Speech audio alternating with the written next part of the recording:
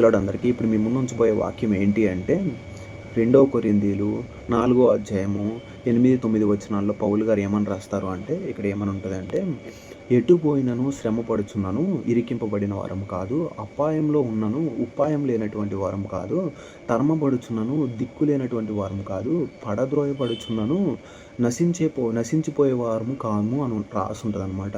ఇక్కడ మనం ఏం తెలుసుకోవాలి, ఏం నేర్చుకోవాలి? మనిషి జీవితంలో ఎన్నో పరీక్షలు అనేవి ఎదుర్కొంటాడనమాట. ఎన్నో శ్రమలు కలిగి ఉంటాయి, ఎన్నో ఇబ్బందులు కలిగి ఉంటాయి, ఎన్నో ఇరుకులు కలిగి ఉంటాయి. అవన్నీ ఇరికింపబడినవి కావు. అంటే ఏంటి? దేవుడు మిమ్మల్ని పరీక్షించడం కోసం మీ యొక్క విశ్వాసాన్ని, మీ యొక్క యథార్థతని, మీ యొక్క నీతి న్యాయాల్ని, మీ యొక్క ప్రవక్తన అనేది ఆయన తెలుసుకోవాలనుకుంటున్నాడు. ఇప్పుడు అబ్రహాము కుమారుణ్ణి దేవుడు బలివ్వమని అడుగుతాడు కొండ మీద. అంటే నిజంగా బలి కోరుకుంటున్నాడు ఆయన? నిజంగా ఒక ప్రాణాన్ని బలిగా కోరుకునేటువంటి వాడు కాదు కదా. అది కేవలం పరీక్ష మాత్రమే. అబ్రహాముకు కలిగినటువంటి యొక్క శ్రమ పరీక్షగా ఎంచబడింది. అంటే ఆయన యొక్క విశ్వాసం అక్కడ నెరవేర్చబడింది. ఇక్కడ మనం ఏం తెలుసుకోవాలి? మన జీవితంలో ఉండే ప్రతి ఒక్క శ్రమ, ఇబ్బంది, కష్టాలు అన్నీ కూడా శ్రమలు మన మంచికే. వాటి ద్వారా మనము కొన్ని విషయాలు అనేవి నేర్చుకుంటాం. మన వైఖరి మారుతుంది, మన ప్రవర్తన మారుతుంది, మనం ఎలా జీవించాలో తెలుసుకుంటాం. ఇంకా ఏంటంటే, అపాయంలో ఉన్నప్పటికీ ఉపాయం లేనటువంటి వారం కాదు.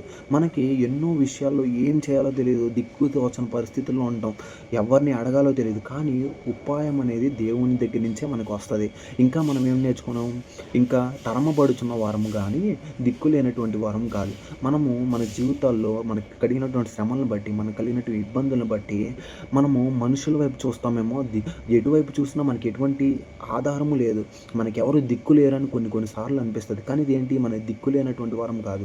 ఎందుకంటే సజీవుడైన దేవుడు నిరంతరం మన కోసం ఎదురు చూస్తున్నాడు. నా కుమారుడు ఎప్పుడు నా దగ్గరికి వస్తాడు, నా కుమార్తె ఎప్పుడు నా దగ్గరికి వచ్చి నాకు మొరపెడుతుంది అని ఆలోచిస్తారు. ఇంకా ఏంటి? పడద్రోయబడుతున్నాము కానీ నశించే వారం కాదు.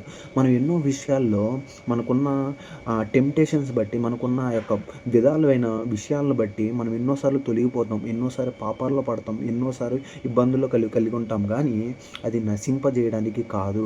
ఎన్నోసార్లు మనం తొలగిపోతాం, కానీ అది మనం తిరిగి దేవుడి దగ్గరికి వెళ్ళడానికి మాత్రమే.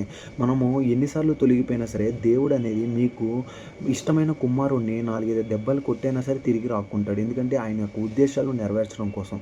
సో మనం ఎన్నోసార్లు ఇబ్బందులు, పాపాల్లో పడిపోయి ఉండొచ్చు, కానీ మిమ్మల్ని తిరిగి దేవుడు అనేది తీసుకొస్తాడనమాట, వెనక్కి తీసుకొస్తాడు.